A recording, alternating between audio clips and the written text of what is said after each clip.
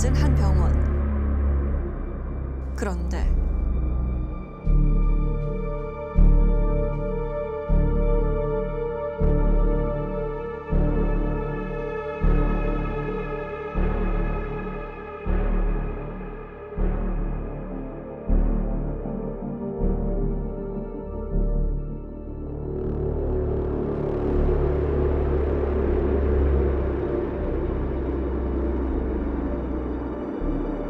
대략 한 10년? 나는 신병이 앞에서 아주 싫어요. 그래서 못 가요. 지나다니지 못해.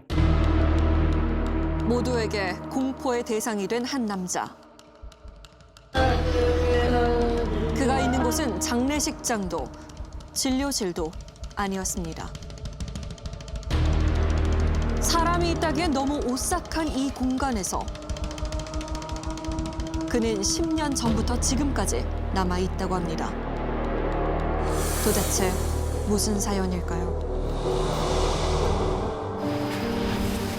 병원을 떠나지 못하고 있다는 한 남자.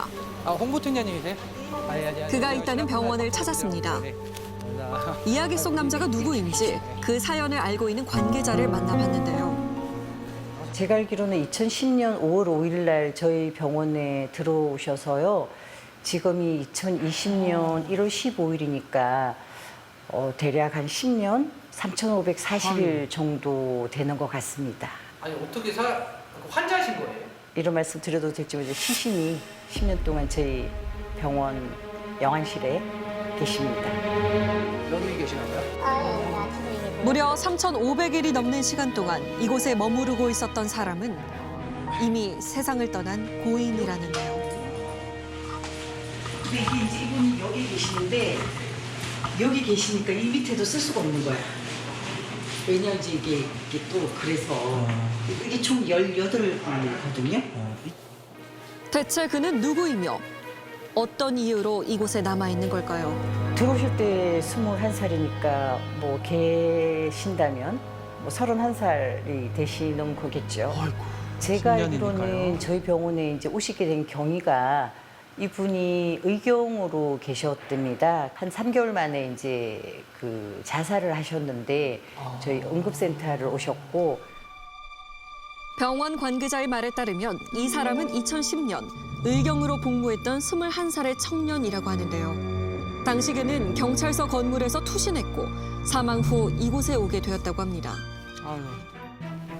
10년이란 시간이 지났기 때문에 혹시 시신에 문제가 생기진 않았는지 병원에서 정기적으로 시신을 확인해야 하는 날 함께 동행했는데요. 안치실 냉장고에서 오래 있다 보니 감염 위험이 높아 시신을 보기 전에는 더욱 철저한 준비를 해야 한다고 합니다. 야, 10년 동안 안치돼 있던 시신을 지금 보게 되는 거잖아요. 아, 과연 지금 어떤 모습일까요? 네. 이 냉장고는 보통 저희가 영하가 안 떨어지고 4도에서 6도 사이로 맞추고 있거든요. 한 4도 전후에서 왔다 갔다 하게끔 온도로 설정되어 있습니다. 원래 정상적으로 하면은 원래는 툭한다 이제 써야 되긴 하는데 이분이 이제 여기 이제 들어가고 계신 다음에 이제 아예 안 쓰죠. 원래 안치실 냉장고에는 시신 2구씩이 들어가는 게 일반적인데 이곳엔 다른 시신을 둘 수가 없다고 합니다. 어둡고 추운 이 안에서 10년의 세월을 보낸 21살의 청년 성현 씨. 아휴, 세상에 이렇게 될 때까지. 아이고, 참. 꽃다웠던 21살 청춘의 모습은 이제 어디서도 찾아볼 수가 없습니다. 아이고, 세상에 참. 이게 냄새가 좀 많이 나네요. 장력이 오래 계신 분도 오래된 시신을 처음 본다고 지금 하시거든요. 이게 아무래도 냉장고에서 나오는 냉기 때문에 그렇고 수분도 많이 증발하면서 좀 많이 말라있는 상태예요. 시트도 그 당시 시트는 딱 400 정도 오래되는데 아무래도 10년이란 기간이 아니어도 한 달만 돼도 어느 정도 부패는 좀 진행돼서 피부색이 변한다든가 가스가 찬다거나 하거든요. 근데 이분 같은 경우는 워낙 오래되셔가지고 다 가스까지 빠지시고 이제 조금 많이 상태가 안 좋으신 아이고, 세상에. 조금 충격이 좀 있었죠. 병원 측도 걱정이 많다고 합니다. 하루 안치료가 6만 원인데요. 10년이나 이곳에 있다 보니 미납된 안치 비용만 무려 2억 원이 넘는다고 합니다.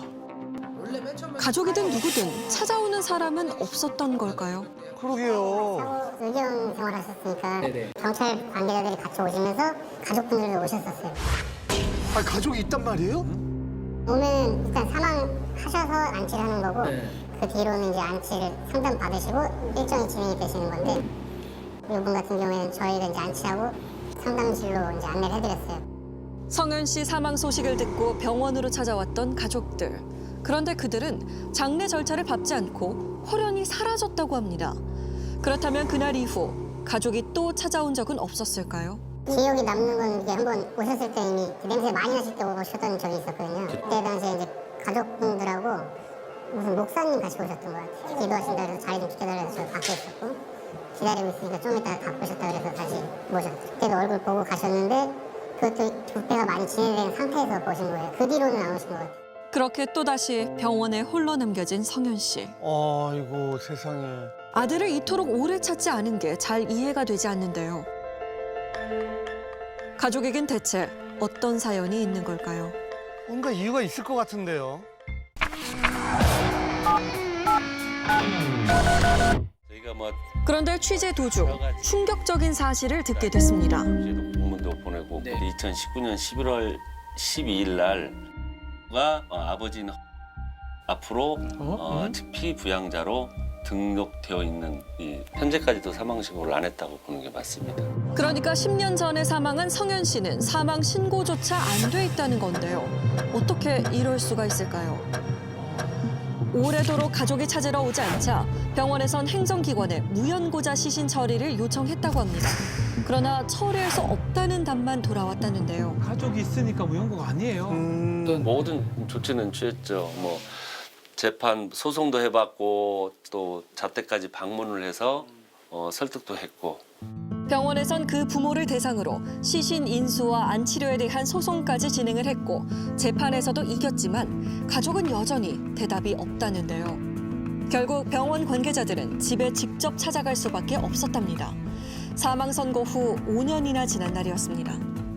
집 앞에서 이제 문을 열고 계속 뭐 초인종을 누르고 뚝뚝뚝 치고 그냥 병원에서 왔다 계속 뭐 10분 간격, 15분 간격 계속 두 명이 얘기하니까 나와서 이제 얘기하다가 이제 이거 뭐 멱살 잡고 그때 당시 여기 보면 뭐 욕설 되고 뭐 그런 거 있었죠. 그때 확실히 드라마 나온 거는 저 새끼 죽이겠다 하고 내가 집에서 칼을 갖고 오겠다까지 했어요. 나 죽을 뻔했다. 근데 다행히 문이 닫혀서 못 들어가니까 그런 거 안 갖고 나오지만 그다음부터 제가 출장 안 하려고 했어요. 장례를 권하는 병원 관계자의 설득에 돌아온 건 아버지의 날선 반응뿐이었다고 하는데요. 아니, 근데 저렇게까지 장례를 거부하는 이유가 뭘까요? 왜 장례를 안 치르려고 하는 거죠? 이후에도 여러 번 연락을 취해봤지만 이제는 연락처도 바뀌고 접촉할 방법이 없다고 합니다. 10년이 지난 지금까지 부모가 아들의 죽음을 외면하고 있는 이유는 대체 무엇 때문일까요? 현재 가족의 주소로 등록된 집을 찾아가 봤는데요. 왜 아직까지 아들의 시신을 찾아가지 않는 건지. 이 질문의 마지막 퍼즐은 오로지 가족만 가지고 있습니다.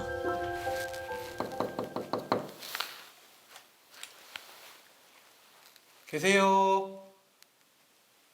네, 뭐 오랫동안 집을 비운 것 같네. 그러네요. 작년 12월 24일 날 했는데 이게 지금 아직도 붙어 있는 거 보면 진짜 오랜 시간 집을 비우셨나 봐요.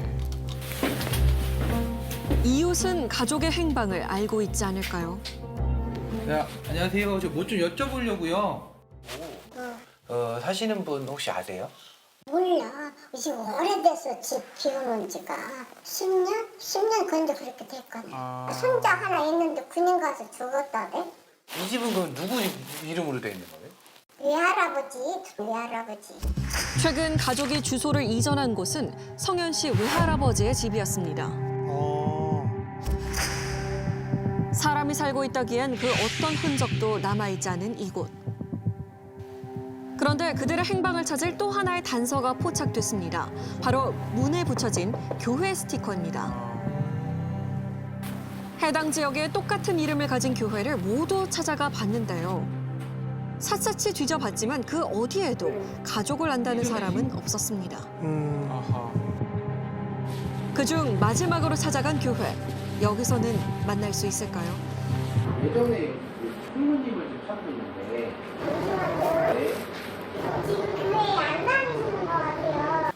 가족을 만날 순 없었지만 다행히 교회에서 가족을 알고 있는 사람과 전화 연결이 됐는데요.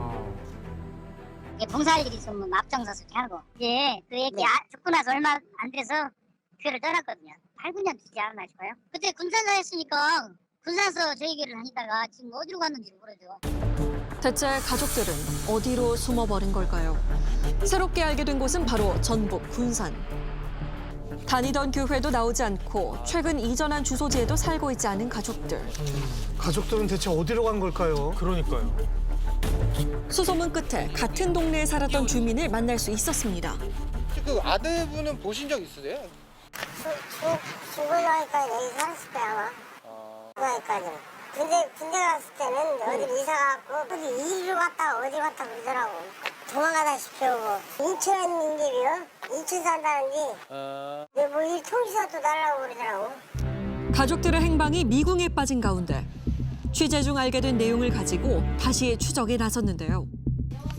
모든 단서는 인천의 한 아파트 단지를 가리키고 있었습니다. 아, 제작진들 대단합니다. 집요해요 보니까. 예. 곧장 그곳으로 달려갔는데요. 이번엔 진짜 가족을 만날 수 있을까요? 아 저희 계실까요? 있을까요? 드디어 만난 가족. 왜 10년 동안이나 아들 시신을 병원 안치실에 둬야 했는지 이유를 물었습니다. 우리 아들이 그렇게 되기까지는 왜 그 이유가 있을 거 아니에요. 뭔 이유든 간에. 왜 떨어진 이유가 있을 거다. 떨렸으면 이유가 죽었으면 그거에 대한 이유가 있을 거 아니에요. 네네. 그 원인을 정확히 나한테 설명을 해주고 나한테 인정을 받을 수 있도록 해야 되는데 그게 없었다는 얘기요. 정확히 어떤 원인? 왜 아들이 그런 상태로까지 됐는가. 그 정확한 그 원인을 얘기를 해줘야 할 거 아니에요, 나한테.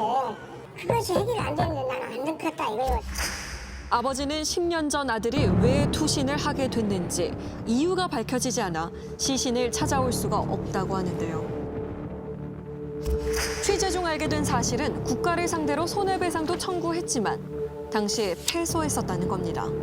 이 친구를 위한 어떤 진료 기회를 제공한다거나 면담을 한다거나 이러한 활동들을 계속 해왔습니다. 그렇기 때문에 적어도 그런 공무원들에게 과실은 없다. 이 측면을 강조한 것이고 과실이 없으면 요건이 충족이 안 됐기 때문에 불법행위 책임, 그러니까 국가배상을 인정할 수 없다. 이렇게 본 것입니다. 판결문에 의하면 성현 씨는 부대에 전입할 당시부터 항우울제를 먹는 등 심리적으로 힘든 상태를 진단받은 것으로 나와 있는데요. 아 우울증을 앓고 있었나 봐요. 하지만 아버지는 이 부분을 인정할 수 없다고 주장합니다. 그러면은 20살 때 그러면은 군대 가기 전에 병원 기록이 하나도 뭐 그런 거. 그런 거 없어요? 그러니까 이렇게 우울증 진단이나 아니 그러면 전혀 병원 그런 거는 한 번이라도 가서 진찰 받아본 적이 없다니까 자체가. 20살 전까지. 아이고 20살 전까지 아니라 거기 갈 때까지도 없었다니까. 거기 갈 때까지 거기 자네 갈 때까지도 아무것도 없었다니까. 그렇다면 입대 후 가혹 행위가 있었던 걸까?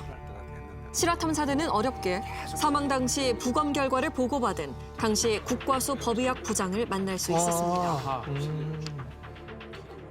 아주 유능한 법의관과 또 그 어떤 편견을 없애기 위해서 다른 의사 선생님이 같이 이제 부검을 진행을 했었고, 추락에 의해서 여러 가지 장기가 파열되고 골절도 있고, 그 추락에 의한 것은 뭐 확실하고 법의학적으로는 그런 가혹행위라든지 구타 이런 것들에 결정적인 증거를 제시하지 못했던 건으로 기억을 합니다.